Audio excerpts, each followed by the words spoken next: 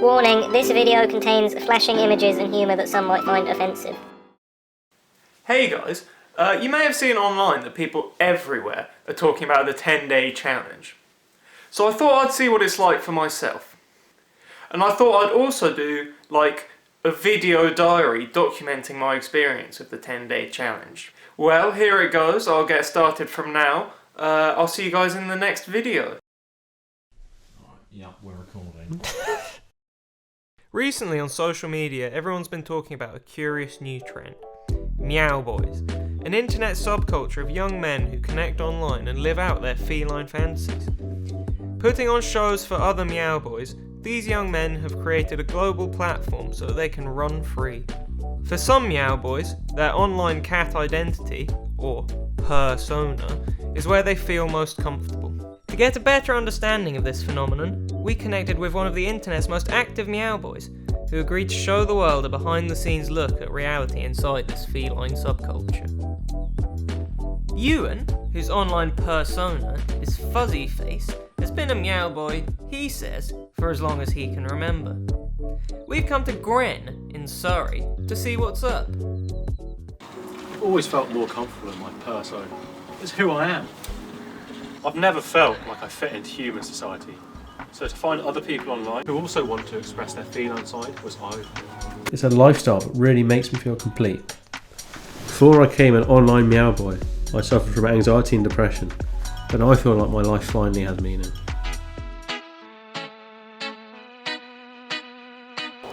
It's considered irresponsible within countercultures and marginalised groups to expose the identity of a member of that group, for fear that it'll disempower the group as a whole. Among gay people in particular, there's a big taboo about outing gay people that have chosen not to come out as gay. This is based on the understanding that some feel like they can't do so in a safe environment. The responsibility goes in the other direction, however, if a member of the group that's in the closet, so to speak, is using that security to threaten other disempowered people. In this case, the group has a duty to tell the outside world and expose whoever it is for what they really are and bring an end to their wrongdoing. Now that I've demonstrated my awareness of the political sensitivities surrounding what I'm about to say, I can tell you that Nigel Farage is Arab.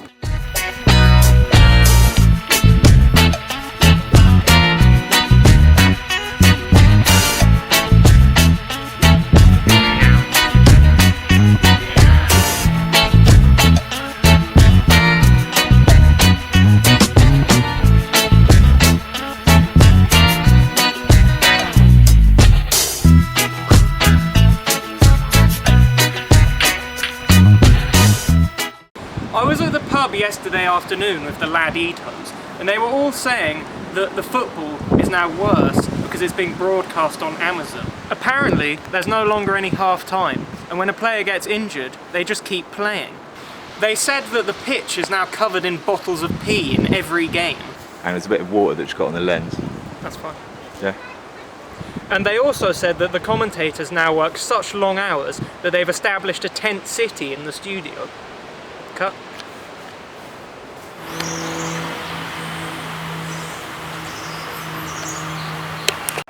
I find it interesting the way that the media whitewashes the ethnic names of politicians that serve the establishment. Preeti Patel, for example, is only ever referred to as Pretty. Sajid Jaweed, a good Muslim name. They call him Javid Cameron. And of course it works in the other direction. If there's a politician who goes against the interests of the establishment, they make a great deal of effort to make sure that they pronounce their name as ethnically as possible. Just look at the way that they pronounce Jeremy Corbyn. Hey guys, so I'm just coming up to the end of day 3 and I think I'm managing to keep at it. I think I'm over the worst of it. The second day was hell, but hopefully it will continue to get easier as I keep getting into it. But yeah, stay tuned for more updates on the 10-day challenge and I'll let you know how I'm getting on.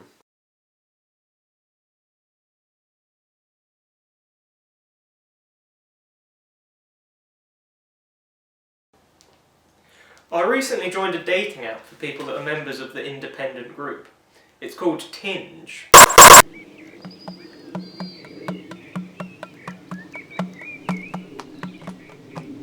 You can be forgiven for believing Nigel when he says that his last name is Huguenot. Except that even the most rudimentary internet search clearly shows that Farage is an Arabic name. There are two notable Farages listed on Wikipedia. Nigel Farage and Anthony Farage, a 20th century Greek Malkite archbishop born in Damascus. If you look up the name Farage spelt with a J, it comes up with a few more people, including Muhammad Abdul Salam Farage, who's described as an Egyptian radical Islamic theorist, and Ahmad Farage, a French footballer, although he could be Huguenot.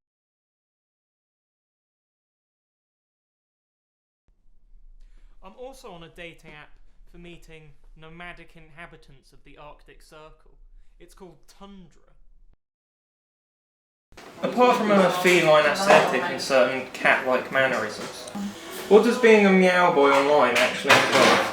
Can you talk me through the whole sort of webcam, like connecting online aspect of the whole experience? Meow Boys do often meet online. There's a website called Chatflow. It's where a lot of us connect using webcams so we can sort of act out and perform our personas.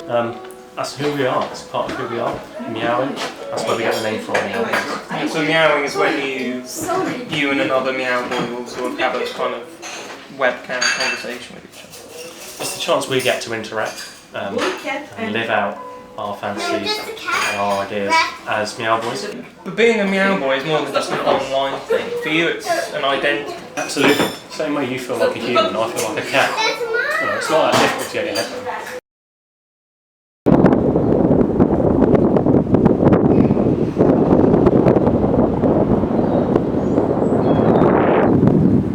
The area of West London where I was born has changed beyond recognition during my short time on this earth. It's quite tragic. For example, the Al Wadi grocery shop, where I was taught to select the perfect lemon, is now the Lebanon Valley supermarket. Beirut Express, which was our favourite place to go and eat as a family, has been replaced by the much less authentic Cedar Grill. And the Ibn Sina 24-hour pharmacy, where the owner actually went to the same school as my grandmother in Beirut, has gone. Now it's the Ibn al-Haytham optician and eyeglass repair shop.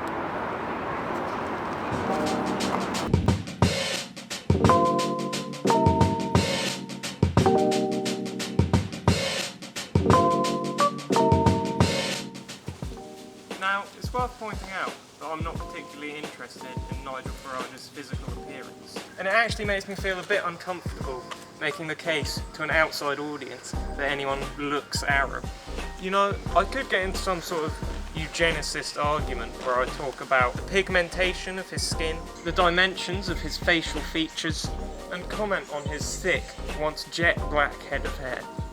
And to illustrate my point, it wouldn't be unreasonable of me to compare and contrast images of Nigel Farage alongside images of famous Middle Eastern public figures with lighter complexions. If the screen right now had Nigel Farage next to Jerry Seinfeld, and the King of Jordan, and Ralph Nader, you'd see that they all look quite similar. But why should I do that when this sort of ethnic categorisation is nothing but colonialist pseudoscience? There's probably some software I can use that scans his face and drafts a genealogical pie chart showing exactly where in the Middle East he's from. Except I find all that stuff creepy and depressing. What does interest me, however, is Nigel Farage's apparent awareness of his Middle Eastern appearance. He never allows his face to rest. He's constantly making distorted expressions, snarling like a dog. Pulling horrid, grinning faces, as though his face is running away from its own identity. Consciously or otherwise, not allowing his face to be witnessed in its true form is Nigel Farage's #1 public image priority.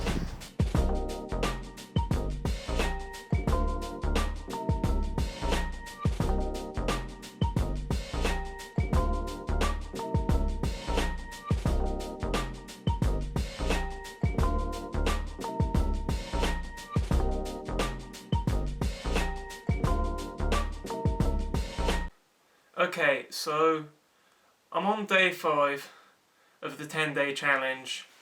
By the way, hi guys, and it just keeps going.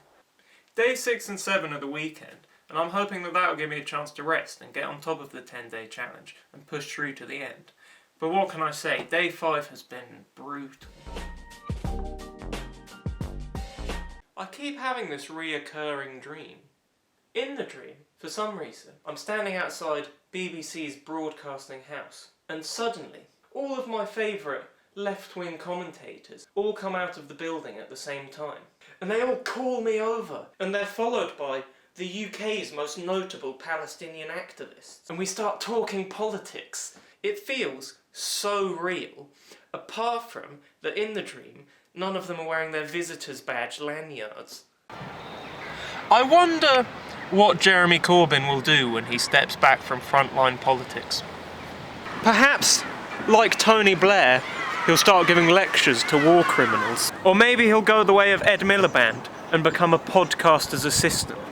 I think that he should team up with George Galloway, who now performs as the lead singer of an Iraqi wedding band. I was able to find 3 Palestinians with the last name Farage that have been killed by the Israelis since 2010. Fayez Ahmed Saeed Farage was shot dead in Al Khalil in 2010.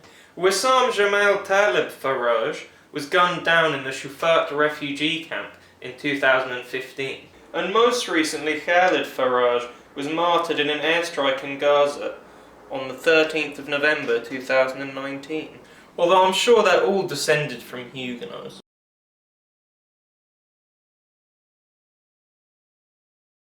Every persona is different.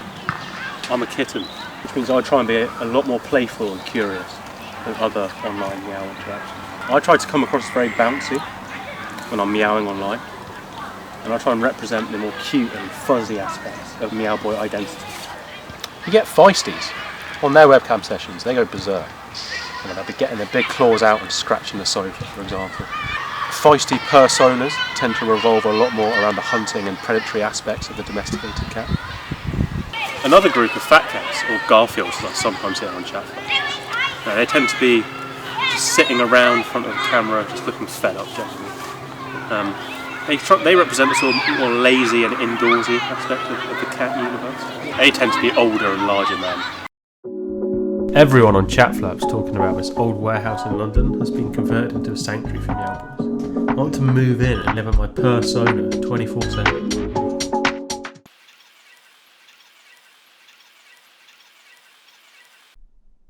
I just created an account on another one of these dating apps called Crumble, and it's for meeting citizens of Western civilization.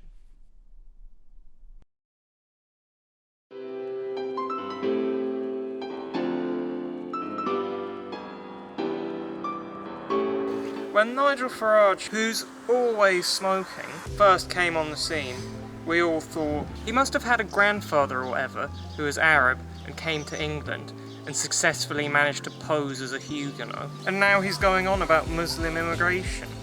But then he appeared for an interview on the news with the moustache that only Arab politicians being interviewed on the news have. This was no Huguenot moustache. The moustache incident changed everything. How Arab was he? Does his mother call him Habibi? Does a small part of him die when he's in front of people and he's forced to pronounce it hummus?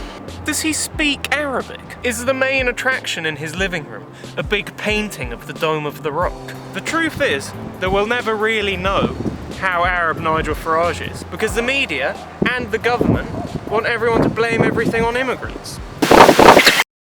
Hey guys, I'm about a third of my way through day 8. I just woke up. As I thought, the weekend did provide a good launching pad for me to carry on with these next couple of days. From the last 8 days though, I've learnt not to get complacent, so we'll see how the rest of it goes.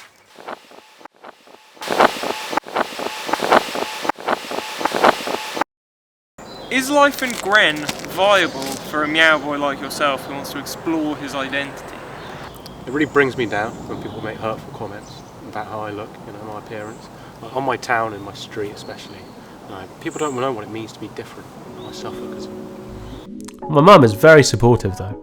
At first, she thought the whole thing was a bit weird. She said I had to stop. She threatened to buy a dog. But now, she's accepted that there's this side to me that no one can change. And she's agreed to pay my first month's rent at the Meowboy warehouse in London.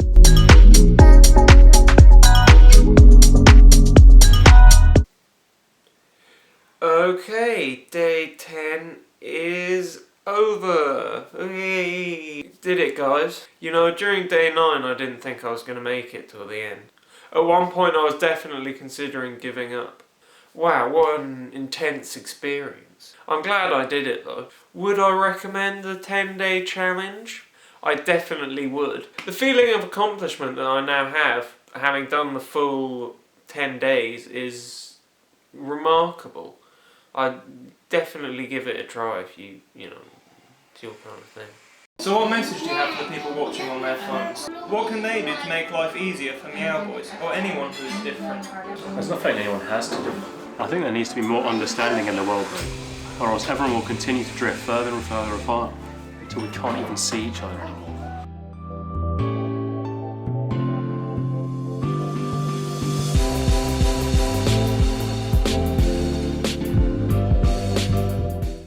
If you've also taken part in the 10-day challenge, let us know what you made of it in the comments section. And if this video has inspired you to take part in the 10-day challenge, don't forget to use the hashtag 10daychallenge.